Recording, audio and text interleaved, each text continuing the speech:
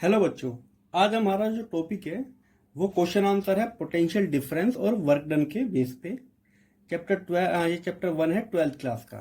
ठीक है, तो इस क्वेश्चन में क्या कहता है, ये सबसे बेसिक क्वेश्चन है। इलेक्ट्रिक फील्ड गई हुई है और हमारे पास एक चार्ज है। ठीक, ये 4 कूलम का चार्ज है और हमको ए पॉइंट से बी पॉइंट तक लेके आना है। ए पॉइंट पर जो पोटेंशियल है 10 वोल्ट है और जैसे हम इसको आगे की तरफ लेके आते हैं तो हमको वर्क करना पड़ता है 20 जूल, मतलब हमारी एनर्जी खर्च होती है। तो हमारी एनर्जी खर्च हो रही है तो इसका मतलब बी पे जो पोटेंशियल है वो ए से ज़्यादा है। हम लोअर पोटेंशियल से हायर पोटेंशियल पे जा रहे हैं, तभी तो हमको वर्क करना हो रहा है ए से बी तक। अब हमें बताना है कि बी पॉइंट पर कितना पोटेंशियल डिफरेंस है। ठीक, अब देखो बच्चों, फॉर्मूला क्या होता है। वर्क डन का फॉर्मूला होता है, हम ए से बी तक गए हैं तो जो चार्ज लेके गए हम वो, और जो हमारा पोटेंशियल है फाइनल, तो बी माइनस पोटेंशियल ऑफ ए, ये फॉर्मूला होता है। अब देखो बच्चों, हमें वर्क डन कितना करना पड़ा है 20 जूल। चार्ज हमारा है 4, ये हो गया वीबी, और ये कितना है 10। अब इसको से डिवाइड करेंगे तो इधर आ जाएगा 5, तो वीबी माइनस के 10, तो 10 उधर आ जाएगा, तो वीबी की वैल्यू आ गई 15 वोल्ट। तो हमारे बी पॉइंट पे कितना पोटेंशियल है 15 वोल्ट। हम लोअर पोटेंशियल से हायर पोटेंशियल पे जब जाएंगे तभी हमें एनर्जी खर्च करनी पड़ती है।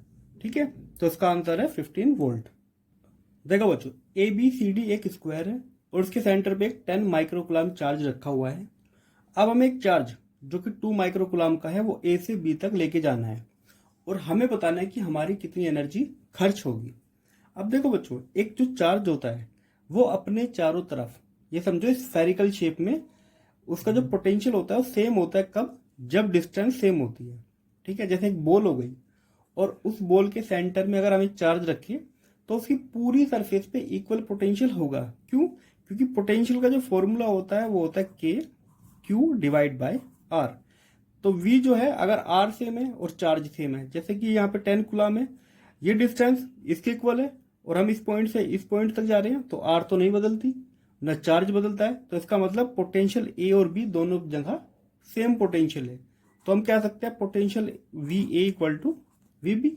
और हमारा वर्क डन जो होता है A टू B, ये फॉर्मूला क्या होता है, चार्ज, जो चार्ज हम लेके आने वाले हैं VB माइनस VA, क्योंकि ये दोनों इक्वल है तो इसकी वैल्यू हो जाएगी 0, तो वर्क डन हो जाएगा 0। तो हमको कोई वर्क डन या कोई एनर्जी खर्च नहीं करनी पड़ेगी ए से बी तक इस चार्ज को लाने में।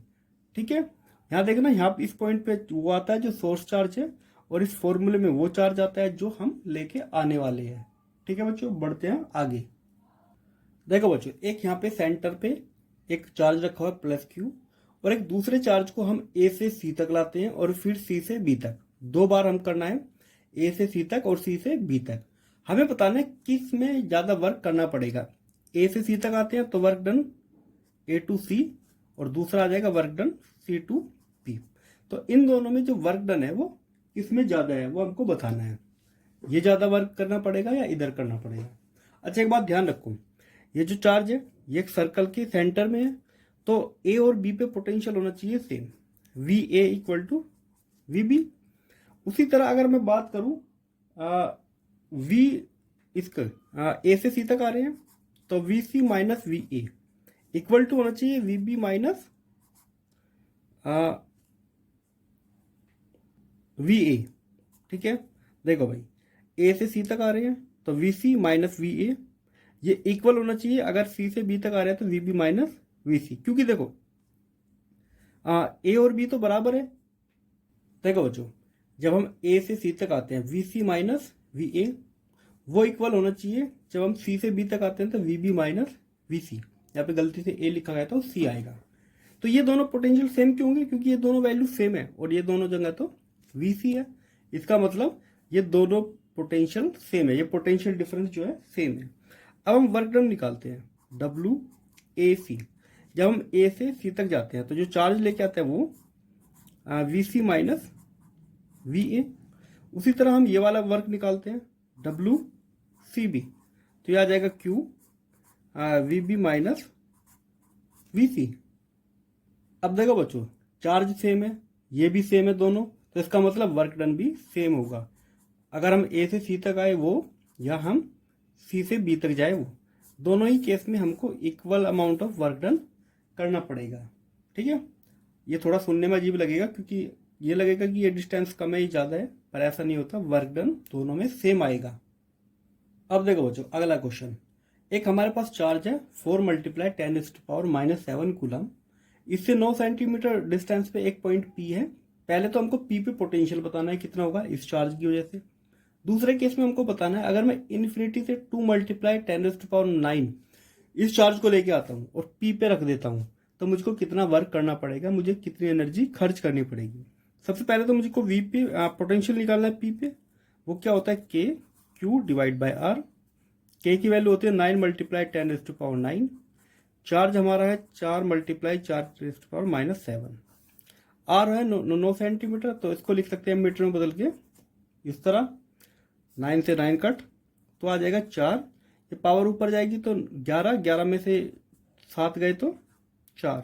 ठीक है, इतने वोल्ट पोटेंशियल है इस पॉइंट पे, और एक चार्ज को हम इन्फिनिटी से लेके आ रहे हैं, मतलब जहाँ पे जीरो एनर्जी है, तो कितना वर्क करना पड़ेगा, वर्क करना पड़ेगा हमको पी तक लाने में, या तो ऐसे लिखो या डायरेक्ट डब्ल्यू पी लिखो, ये होगा क्यू वी पी।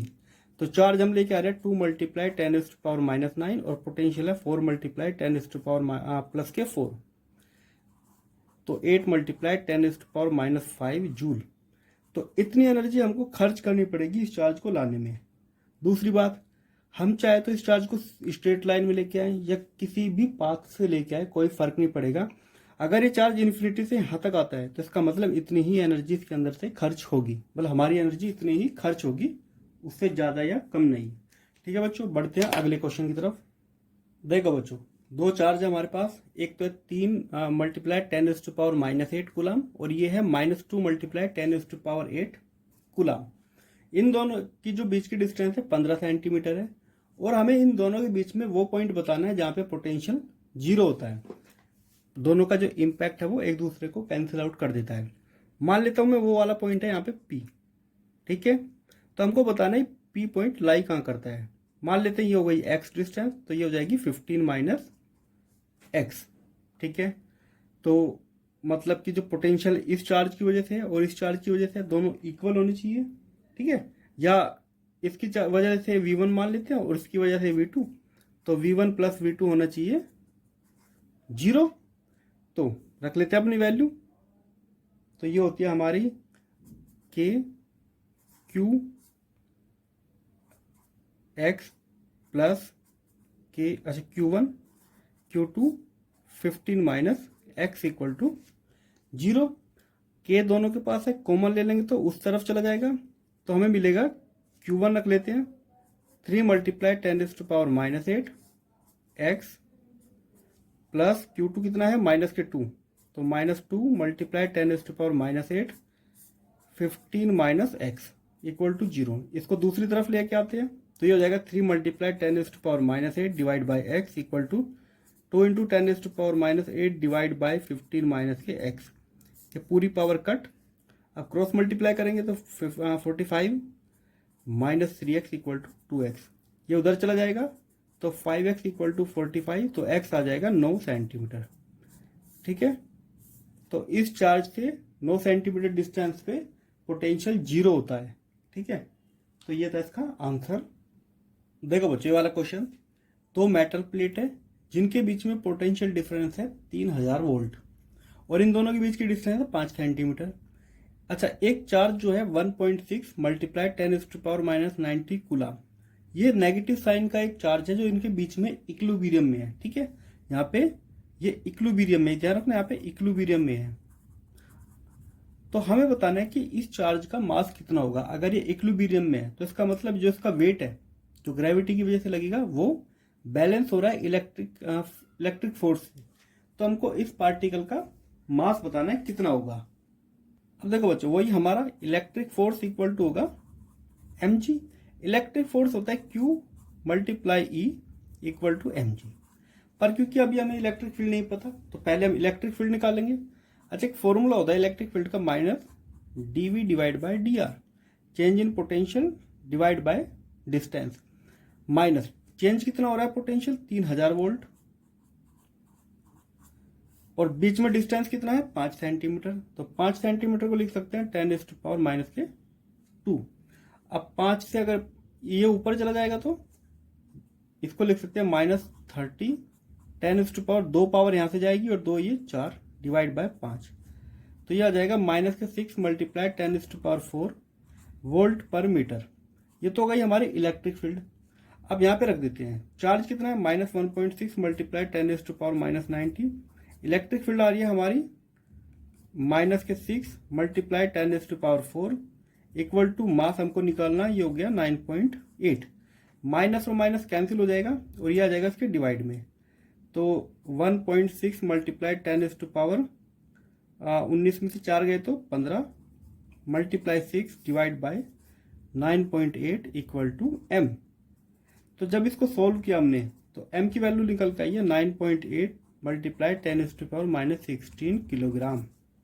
ठीक है, तो इस पार्टिकल का मास हो गया ये इलेक्ट्रॉन तो नहीं है, हाँ इसका चार्ज इलेक्ट्रॉन के बराबर है पर ये इलेक्ट्रॉन नहीं है, इसका मास अलग है। ठीक है बच्चों, अब बढ़ते हैं अगले क्वेश्चन की तरफ। देखो बच्चों, इस वाले क्वेश्चन में हमको क्या करना है, दो मेटेलिक प्लेट है, एक का पोटेंशियल 10 वोल्ट है और बी को अर्थ किया हुआ है, तो उसका पोटेंशियल हो जाएगा 0 क्योंकि इसका सारा चार्ज अर्थ में चला जाएगा। ठीक है, 1 सेंटीमीटर की इन दोनों के बीच में डिस्टेंस है, 3 पॉइंट हमने यहाँ पे मार्क किए हुए हैं। अब हमें पहले तो बताना है कि अगर इसका 10 वोल्ट पोटेंशियल है तो इस जो ये वाला एरिया है y to z, इसमें कितना इलेक्ट्रिक फील्ड होगी, यूनिफॉर्म इलेक्ट्रिक फील्ड होगी वो बतानी है और उसकी डायरेक्शन हमको बतानी है।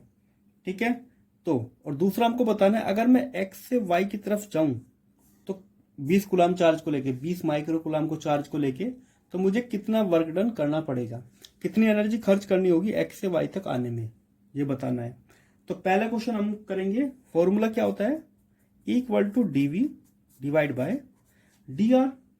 अब कितना इन दोनों के बीच में पोटेंशियल कितना चेंज हो रहा है, यहाँ पे कितना है 10 और यहाँ पे 0, तो कितने का चेंज है 10 का ही चेंज है, और 1 सेंटीमीटर की डिस्टेंस है तो इसका मतलब -2 लिख सकते हैं, पावर ऊपर जाएगी तो 10⁻3 वोल्ट पर मीटर। ठीक है, तो ये हो गया इसका।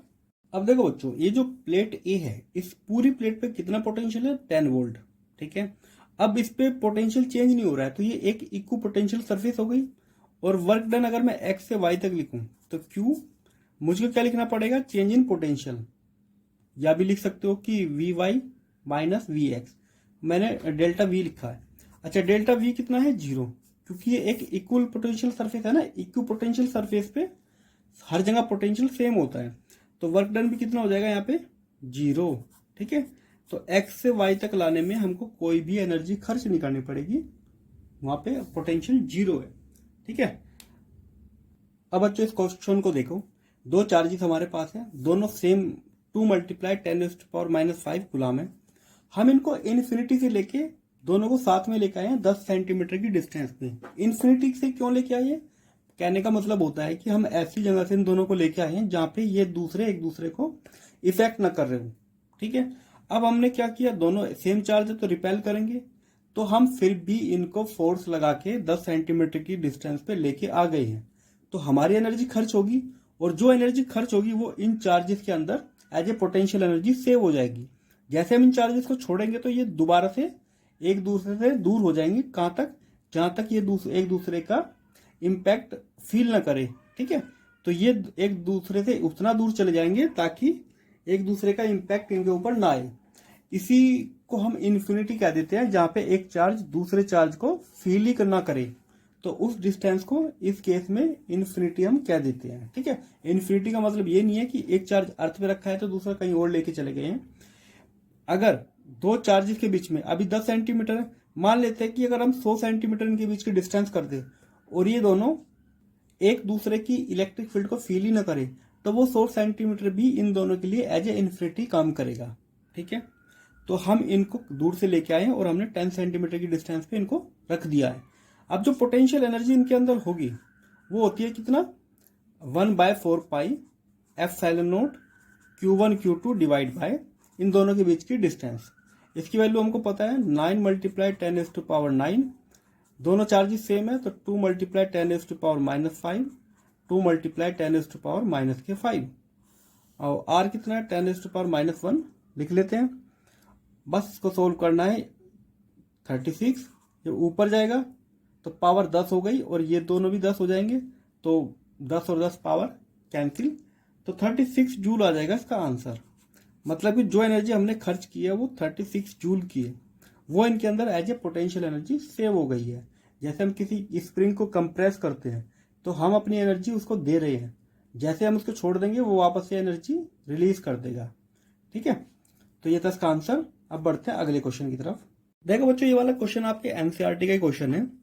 एक स्क्वायर है जिसकी डिस्टेंस जिसकी जो साइड है डी मान ली हमने, इसके चारों कॉर्नर पे चार्जेस रखे हुए हैं। ठीक है, मतलब कि हमने ये चार्जेस यहाँ पे लाके रखे हुए हैं, दोनों कॉर्नर पे पॉजिटिव और दोनों पे नेगेटिव।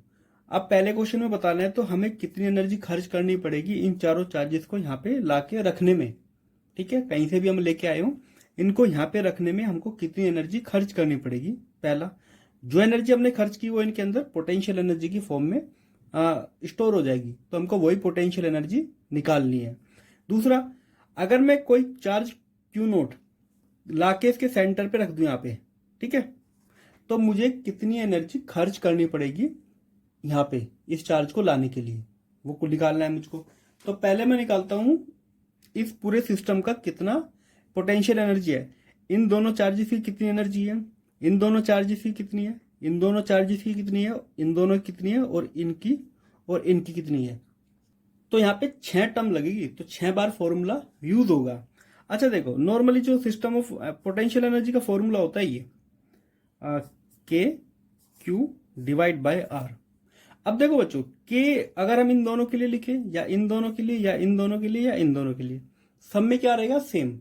तो 4 पार्ट के लिए सब में के रहेगा सेम, तो मैं के को बाहर ही ले लेता हूं। जब टोटल पोटेंशियल एनर्जी निकालूंगा तो के रहेगा बाहर, Q1 Q2, Q1 Q2 भी आता है, तो ब्रैकेट। अब पहले तो यहाँ पे इन दोनों के लिए निकालेंगे, तो Q मल्टीप्लाई माइनस Q। अच्छा, जो डिस्टेंस है इन सब के बीच में, डिस्टेंस कितना है, D, तो D भी ले लिया मैंने बाहर। ठीक है, ये तो नॉर्मल फॉर्मूला होता है, यहाँ पे मैंने D माना है। अब इन दोनों के बीच में मान लेते हैं Q माइनस Q प्लस इन दोनों के बीच में कितनी पोटेंशियल एनर्जी है, Q माइनस Q, इन दोनों के बीच में माइनस Q प्लस Q। ठीक है, ये तो गई है। दूसरा आते हैं इन दोनों चार्जेस के बीच में। पहले तो हमको ये डिस्टेंस पता होनी चाहिए, AC कितनी होती है, जो भी ये डिस्टेंस होती है इसके साथ बस √2 लगाओ, ये हो जाएगी डिस्टेंस। तो इसमें भी क्या आएगा, हाँ, के, और इन दो देखो, इसकी डिस्टेंस भी सेम है और इसकी डिस्टेंस भी सेम है, तो हम क्या करेंगे, इनको एक साथ ही कर लेंगे। तो चार्जेस क्या है, Q मल्टीप्लाई Q, तो Q² हो जाएगा। AC की डिस्टेंस कितना है, D√2 प्लस इन दोनों की मल्टीप्लाई करेंगे तो Q² आएगा, इनका माइनस कट हो जाएगा, D√2। ठीक, ये सब यहाँ पे 0 हो जाएगा। देखो, ये माइनस Q, ये माइनस Q, ये बच्चों 0 नहीं होगा। अब देखो कितने यहाँ पे सेट, 1 2 3 4, और सबका साइन कितना है, माइनस, तो यहाँ पे आ जाएगा -4Q² के डिवाइड बाय D प्लस ये दोनों वैल्यू सेम है, तो हम क्या करेंगे, 2 से मल्टीप्लाई करके ये लिख देंगे 2K Q² D√2। ठीक है, ये आ गया इसका आंसर। चाहो तो K की वैल्यू यहाँ पे पुट करो या मत करो, आंसर रहेगा ये तो हो गई टोटल इस पूरे सिस्टम की पोटेंशियल एनर्जी कितना है। उसके बाद हमें निकालना है कि अगर हम सेंटर पे चार्ज ला के रखें तो कितनी एनर्जी खर्च होगी। अब ध्यान दो, ये चार्ज यहां से सेम डिस्टेंस पे है और ये भी, तो ये डिस्टेंस इक्वल, ये इसके इक्वल, तो सारी डिस्टेंस क्या है, इक्वल।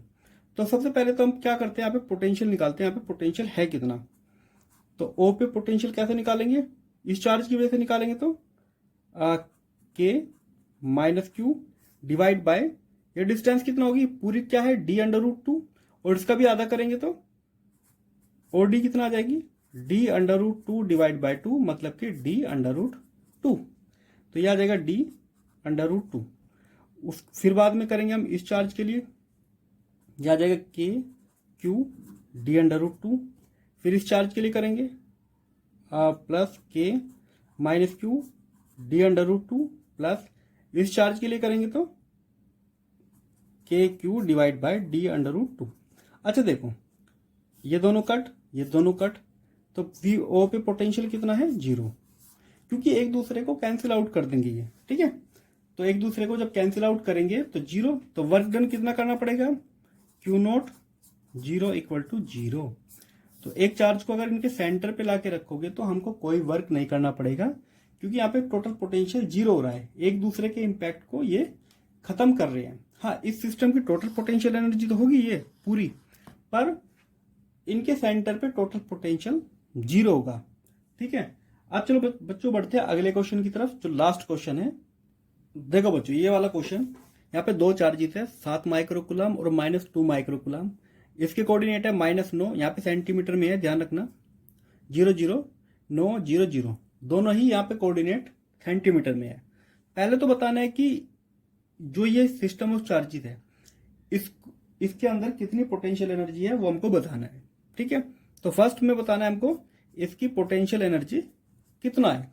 दूसरे केस में हमको बताना है इन दोनों चार्जेस को अगर हम बिल्कुल सेपरेट करें, इनफाइनाइट डिस्टेंस तक सेपरेट करें, मतलब कि एक दूसरे पे फोर्स लगाना या एनर्जी लगाना बंद करें, तो हमको कितना वर्क करना पड़ेगा। तीसरे में अगर ये दो सिस्टम है, ये जो चार्जेस का सिस्टम है, अगर हम एक्सटर्नल इलेक्ट्रिक फील्ड में इनको रखें तो फिर कितनी एनर्जी इस सिस्टम के अंदर होगी। तो पहले तो पोटेंशियल एनर्जी निकालते हैं, वो तो क्या होती है 9 × 10⁻⁹, दोनों चार्जेस को मल्टीप्लाई करना है, 7 10⁻⁻6, ये हो जाएगा -2 मल्टीप्लाई 10⁻⁻6, और इनके बीच में डिस्टेंस कितना है, देखो ये 0 से -9 पीछे है और -9 इधर, तो 18 सेंटीमीटर हो गई। तो 18 × 10⁻⁻2। अब इसको सोल्व करना है, 9 से इसको काटोगे 2 बार कट जाएगा और 2 से ये 2 कट जाएगा। तो पोटेंशियल एनर्जी आ गई यहाँ पे -7, ये पावर ऊपर जाएगी तो 9 2 11, तो पावर हो जाएगी यहाँ पे -12 है तो -1, तो पोटेंशियल एनर्जी आ गई 0.7 जूल माइनस के। तो इस सिस्टम की पोटेंशियल एनर्जी कितना है, -0.7 जूल। सेकंड पार्ट करते हैं, तो वर्क डन कितना करना पड़ेगा, U2 - U1, क्योंकि हमको इनको इनफाइनाइट डिस्टेंस तक अलग करना है, तो फाइनल एनर्जी तो 0 होगी, और U1 जो हमारी इनिशियल है तो यह आ जाएगा 0.7 जूल। समझो, इस सिस्टम की जो एनर्जी है वो -0.7 जूल है। अगर हम इनको अलग करना है तो इतनी तो एनर्जी देनी पड़ेगी जितनी एनर्जी सिस्टम के अंदर है, ठीक है। तो एनर्जी को हमेशा ऐसे ही कैलकुलेट करते हैं कि उसके विपरीत डायरेक्शन में कितनी एनर्जी सप्लाई करनी पड़ेगी। जैसे हम कभी कभी ये पढ़ते हैं कि एक जो बॉक्स है, कि मान लेते हैं कोई लकड़ी का एक बॉक्स है, उसकी कितनी स्ट्रेंथ है, तो हम कैसे चेक करते हैं, उसको तोड़ के उसके विपरीत दिशा में एनर्जी या फोर्स लगा के, तभी तो हम चेक करते हैं। तो इस सिस्टम के अंदर इतनी एनर्जी है, तो इसको काउंटर करने के लिए इतनी तो एनर्जी लगानी पड़ेगी, तभी तो वो दोनों सेपरेट होंगे, ठीक है। अब थर्ड में आता है ये, मान लेते हैं कि इलेक्ट्रिक फील्ड है और ये जो चार्जेस है ये इलेक्ट्रिक फील्ड के अंदर रखे हुए हैं, इलेक्ट्रिक फील्ड जा रही है इस टाइप से, ठीक है। ये हो गई हमारी इलेक्ट्रिक फील्ड जिसका एक्सप्रेशन दिया हुआ है ये। अब सबसे पहले तो हम जो फॉर्मूला होता है टोटल इसकी कितनी पोटेंशियल एनर्जी होगी, वो होती है U = Q1 Q2 4πε0R, जो पहले थी, प्लस Q1 चार्ज, क्योंकि यहाँ पे पोटेंशियल क्या होगा V1 और यहाँ पे पोटेंशियल होगा V2, तो इसको कह सकते हैं V1 और V2, ठीक है। तो ये हो जाएगा हमारा V1 + Q2 V2, ये होता है हमारा फॉर्मूला। पर हमें अभी पोटेंशियल V1 V2 तो नहीं पता, तो पहले V1 और V2 सोल्व करना है। तो V1 और V2 कैसे निकालेंगे, हमने एक फॉर्मूला पढ़ा है E = -dV/dr, ये इधर आ जाएगा, तो dV = आ जाएगा -E/dr, इसको इंटीग्रेट कर देते हैं, तो V आ जाएगा माइनस इसकी वैल्यू क्या है, A/r² dr, A को बाहर ले लेंगे तो dr/r², ये ध्यान रखना बच्चों 1/r² dr का जो होता है -1/r होता है, तो -1/r आएगा तो माइनस इसको प्लस कर देगा, तो V आ जाएगा A/r, ठीक है। ये हो जाएगा पोटेंशियल। यहाँ पे R1 की वैल्यू रखोगे तो V1 निकल जाएगा, ठीक है, R2 की वैल्यू रखोगे तो V2 निकल जाएगा। तो अब इस फॉर्मूले का यूज करके हमको आंसर लाना है। अब देखो बच्चों, ये हम फॉर्मूला था हमारा, इसकी वैल्यू हम पहले से निकाल सकते थे, पहले से हमने निकाली 0.7 है, वो भी माइनस की, ठीक है, प्लस चार्ज हमारा पहले कितना था 7 माइक्रोकुलम, तो वैसे पहले लिखेंगे 7 मल्टीप्लाई 10⁻⁻⁶। अच्छा V1 की वैल्यू कितना है, A/R1 प्लस Q2 हमारा है माइनस के 2 माइक्रो कूलम, और V2 की वैल्यू क्या आएगी, A/R2। U equal to minus के 0.7 प्लस 7 इंटू 10⁻⁻7। ए की वैल्यू हमको क्वेश्चन में दी हुई है 9 इंटू 10⁵, तो 9 इंटू 10⁵। R1 कितना है, 9 सेंटीमीटर, ठीक है, तो इसको लिख सकते हैं 9 इंटू 10⁻², माइनस 2 इंटू 10⁻⁻6, 9 इंटू 10⁵, और यहाँ पे लिखेंगे 9 इंटू 10⁻⁻²। ये अब हमने वैल्यूज रख ली है। अब बस इसको सोल्व करना है। माइनस 0.7, 9 से 9 कट, इससे भी ये कट, ये पावर ऊपर आ जाएगी, इसकी पावर भी ऊपर आ जाएगी, तो ये हो जाएगी प्लस के साथ, और ये माइनस के 6 तो 10 आ जाएगा, माइनस ये प्लस के साथ, और ये भी 10 आ जाएगा, तो ये आ जाएगा माइनस के 0.7 प्लस 70 माइनस 20, तो पोटेंशियल एनर्जी आ गई 50 माइनस 0.7, तो ये आ जाएगी 49.3 जूल। तो इस सिस्टम के अंदर जब ये एक्सटर्नल इलेक्ट्रिक फील्ड में रखा हुआ है, जिसका एक्सप्रेशन हमको दिया हुआ है, तो उस सिस्टम की टोटल पोटेंशियल एनर्जी इतना हो जाएगी 49.3। ठीक है बच्चों, ये तो थे पोटेंशियल एनर्जी, पोटेंशियल और पोटेंशियल ग्रेडियंट से की प्रॉब्लम्स। आगे हम करेंगे इलेक्ट्रिक फ्लक्स और गॉस थ्योरम के क्वेश्चन, तो अगली वीडियो उसी पे आएगी, तो इस चैनल के साथ बने रहिए। कोई डाउट होता आप हमसे कमेंट में पूछ सकते हैं, ठीक है, उसको हम जल्द से जल्द सॉल्व करने की कोशिश करेंगे। मिलते हैं अगली वीडियो में।